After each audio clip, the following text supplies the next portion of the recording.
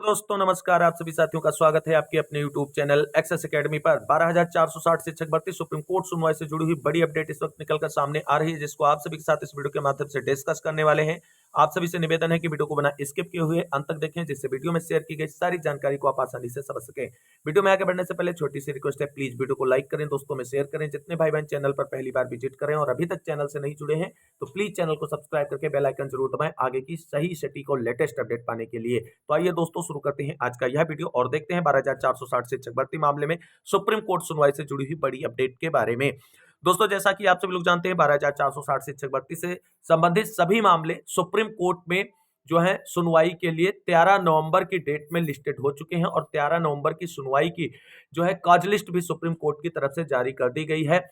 काज list से detail जानकारी यहां पर निकलकर सामने आएगी। उससे पहले आप सभी को बता दें, जैसा कि आप सभी लोग जानते हैं 12,460 शिक्षक भर्ती से संबंधित मामले के संपूर्ण समाधान को लेकर के पिछली सुनवाई पर सुप्रीम कोर्ट की तरफ से सरकारी अधिवक्ता को एक ऐसा प्रपोजल लाने की जिम्मेदारी दी गई थी, जिसके बिहाफ पर इस मामले से संबंधित सभी पक्षों को हित का ध्यान रखते हुए एक संपूर्ण समाधान के रूप में उसे जो है कोर्ट के सम्मुख प्रस्तुत किया जा सके और भर्ती से संबंधित सभी जो मुद्दे हैं उनको सॉर्ट आउट किया जा सके।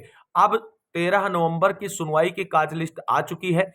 अब देखना ये होगा कि सरकार की तरफ से और बेसिक शिक्षा विभाग उत्तर प्रदेश की तरफ से 12,460 शिक्षक भर्ती मामले में क्या प्रपोजल सबमिट किया जाता है 13 नवंबर की सुनवाई पर। क्योंकि अगर सरकार की तरफ से एक बेहतरीन प्रपोजल आया तो 13 नवंबर की सुनवाई फाइनल सुनवाई हो सकती है दोस्तों 12,460 शिक्षक भर्ती मामले की। और अब इंपॉर्टेंट ये हो जाता है, क्या फाइनल सुनवाई में थर्ड काउंसलिंग पर मुहर लगेगी या याची लाभ होगा सुप्रीम कोर्ट से तय रिक्त पदों के सापेक्ष में। वही नियुक्ति पत्र होल्ड वाले अभ्यर्थियों का भी भविष्य तय होगा सुप्रीम कोर्ट की इस फाइनल हियरिंग और सुनवाई से। तो दोस्तों कुल मिलाकर के जो सुप्रीम कोर्ट में 12,460 शिक्षक भर्ती मामला 13 नवंबर की सुनवाई के लिए लिस्टेड हुआ है, उसकी काज लिस्ट से जुड़ी हुई डिटेल्ड जानकारी यहां पर देख लेते हैं। किस बेंच में किस सीरियल नंबर पर केस सुना जाएगा, कितने बजे के समथिंग केस सुनवाई के लिए टेकअप हो सकता है, कंप्लीट जानकारी यहां पर देखने के लिए पैसेंस पूर्वक वीडियो में अंत तक बने रहें। तो दोस्तों जैसा कि आप सभी लोग जानते हैं, पहले बहुत सारे डाउट थे कि 12,460 शिक्षक भर्ती मामला 13 नवंबर को सुनवाई होगा या नहीं होगा, सुनवाई के लिए लिस्टेड होगा केस या नहीं होगा। तो फाइनली आप सभी का इंतजार समाप्त हो चुका है। यहाँ पर आप सभी लोग देख सकते हैं diary number 14,533/2020 Umesh Chandra versus state of UP. ये लीडिंग एसएलपी है 12,460 शिक्षक भर्ती की सुप्रीम कोर्ट के अंदर, और इसके साथ अन्य कनेक्टेड याचिकाएं जो हैं वो भी यहाँ पर इसी के साथ और इसी डेट में सुनी जाएंगी। ये सभी जानकारियां आप सभी को बहुत पहले से हैं। यहां पर आप सभी लोग आगे की जो अपडेट है उसे देख लेंगे कि देख सकते हैं 13 नवंबर 2024 honourable mister justice JK Maheshwari and honourable mister justice Rajesh Bindal sir की बेंच में सीरियल नंबर 114 पर मामला सुनवाई के लिए लिस्टेड हुआ है। तो दोस्तों यहां पर आप सभी लोग देख सकते हैं कि वही बेंच है जो पिछली सुनवाई पर इस मैटर को सुनी थी, और इसलिए यह सुनवाई बहुत इंपॉर्टेंट हो जाती है। और इस भर्ती के परिप्रेक्ष्य से और इस भर्ती से जुड़े हुए मुद्दों के परिप्रेक्ष्य में आप सभी की अगर बात करें तो यह फाइनल हियरिंग हो सकती है इस केस की। और यहां पर ये चीजें निकलकर सामने आ रही हैं। अब देख लेते हैं किस कोर्ट में इस मामले को सुना जाएगा। यहाँ पर सुनवाई की डिटेल जानकारी मोहित द्विवेदी भाई की तरफ से भी आप सभी लोगों के लिए शेयर की गई है। आप सभी लोग देख सकते हैं 12,460 शिक्षक भर्ती सुप्रीम कोर्ट सुनवाई अपडेट। सुप्रीम कोर्ट सुनवाई की अपडेट के अंतर्गत आप सभी लोग देख सकते हैं 13 नवंबर को सुप्रीम कोर्ट में जस्टिस जेके माहेश्वरी सर की बेंच में कोर्ट नंबर 7 में सीरियल नंबर 14 पर केस सुना जाएगा। दोस्तों यहां पर आप सभी लोग देख सकते हैं 114 लिखा गया है सीरियल नंबर। इसका तात्पर्य दोस्तों यह है कि जो फ्रेश केसेस सुप्रीम कोर्ट में सुने जाते हैं उसके बाद में एडिशनल के जो केसेस होते हैं वो 100 प्लस से शुरू होते हैं। तो यानी फ्रेश केसेस के बाद 14 नंबर पर अपना केस सुनवाई के लिए लिस्टेड होगा। कोई भी साथी परेशान ना हो। और यह केस अपना जो है सुनवाई के लिए जो है लंच के अराउंड ही टेकअप होगा।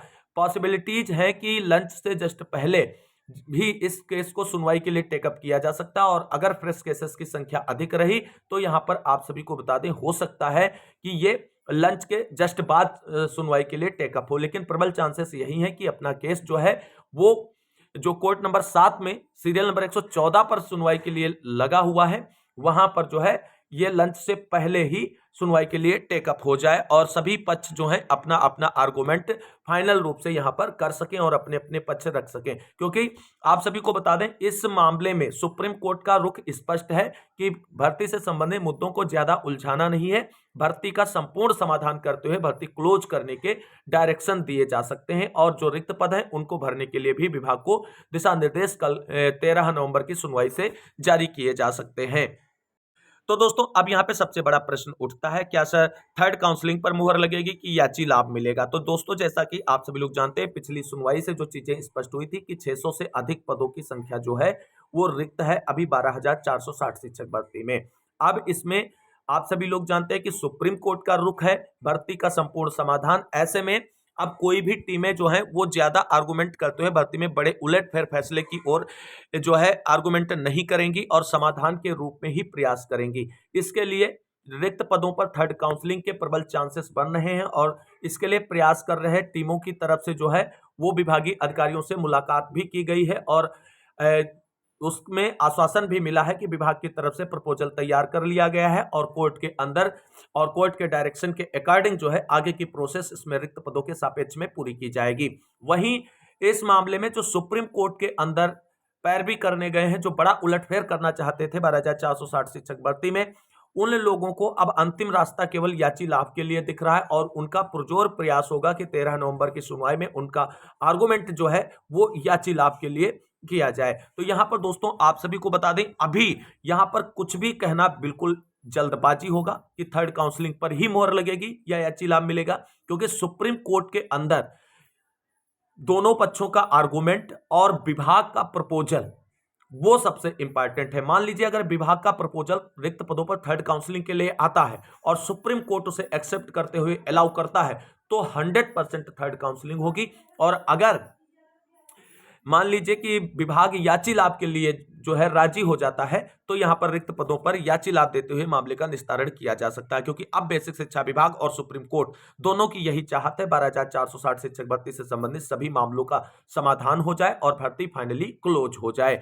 वहीं अब बात कर लेते हैं नियुक्ति पत्र होल्ड वालों का भविष्य भी होगा तय सुप्रीम कोर्ट सुनवाई से। दोस्तों जितना समय आप सभी लोगों को अपने नियुक्ति पत्र रिलीज कराने को लेकर के समय मिला था उसमें आप सभी लोगों ने बेहतरीन तरीके से प्रयास नहीं किया एकजुट होकर के, अन्यथा आप सभी लोगों की स्थितियां अलग होती और आप सभी के भी नियुक्ति पत्र रिलीज किए जा सकते थे।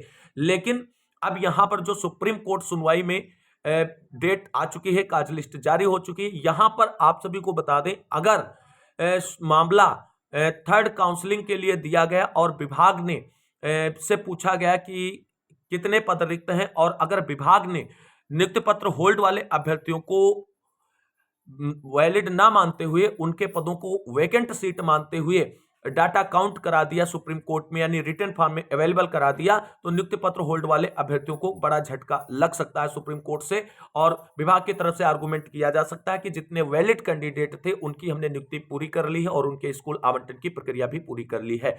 तो ऐसे में जिनके हाथ में नियुक्ति पत्र है तो उनको राहत मिल सकती है, बाकी के पदों को जो है वैकेंट सीट मानते हुए आगे कैरी फॉरवर्ड किया जा सकता है आगे की प्रोसेस के लिए। तो कुल मिलाकर के नियुक्ति पत्र होल्ड वाले अभ्यर्थियों का भविष्य जो है वो अब सुप्रीम कोर्ट के डायरेक्शन पर डिपेंड हो गया है। भले ही ये मैटर सुप्रीम कोर्ट के किसी भी प्रकार से रिलेटेड नहीं है, लेकिन विभाग की तरफ से जो है वो बड़ा इंपॉर्टेंट होगा। एक बात आपको स्पष्ट समझनी होगी जो हम बहुत पहले से आप सभी को समझाना चाह रहे हैं, क्योंकि आप सभी लोगों को हमेशा हमने ये कहा है कि अगर आप सभी लोग एकजुट होकर के 100% एफर्ट के साथ प्रयास करते तो नियुक्ति पत्र सभी के रिलीज हो जाते, लेकिन ऐसा किया नहीं गया और इसका दुख और अफसोस है कि आप सभी लोगों ने अपने ही पैरों पर खुद कुल्हाड़ी मारने का कार्य किया है एकजुट होकर के प्रयास ना करके। तो अब दोस्तों देखना ही होगा कि नियुक्ति पत्र होल्ड वाले अभ्यर्थियों के पदों को विभाग वैकेंट मानता है या उन पर नियुक्ति पत्र पेंडिंग मानते हुए उनको नहीं ऐड करेगा रिक्त पदों के डाटा में और उनके नियुक्ति पत्र रिलीज कर देगा थर्ड काउंसलिंग के प्रोसेस के साथ में।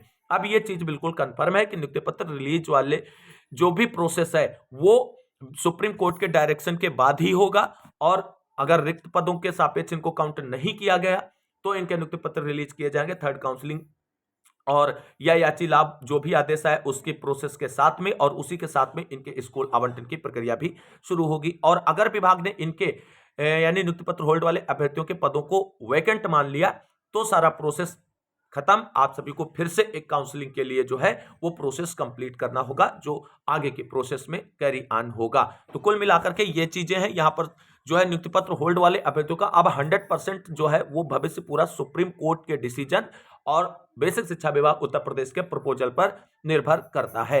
एक बार फिर से निवेदन है नियुक्ति पत्र होल्ड वाले साथियों से कि आप सभी लोग सोमवार को एससीईआरटी जाकर के अपनी समस्याओं से विभागीय अधिकारियों को अवगत करा दें, कि जिससे किसी भी प्रकार का आपका अहित करने वाला प्रपोजल जो है वो विभाग की तरफ से सुप्रीम कोर्ट में ना सबमिट किया जाए और आप सभी के पदों को होल्ड ही माना जाए और वैकेंट ना माना जाए। बाकी आप सभी लोग अभी तक अगर अच्छा एफर्ट करे होते तो नतीजा कुछ और होता, लेकिन अब सारी चीजें सुप्रीम कोर्ट सुनवाई के बाद में होंगी। तो कुल मिलाकर के 12,460 शिक्षक भर्ती मामले से जुड़ी हुई सुप्रीम कोर्ट सुनवाई को लेकर के बड़ी अपडेट जो निकलकर सामने आ रही थी, हमने आप सभी को क्लेरिफाई कर दिए सारे पॉइंट। उम्मीद करते हैं जानकारी अच्छी लगी होगी। किसी भी भाई को परेशान होने की जरूरत नहीं, किसी भी बहन को परेशान होने की जरूरत नहीं।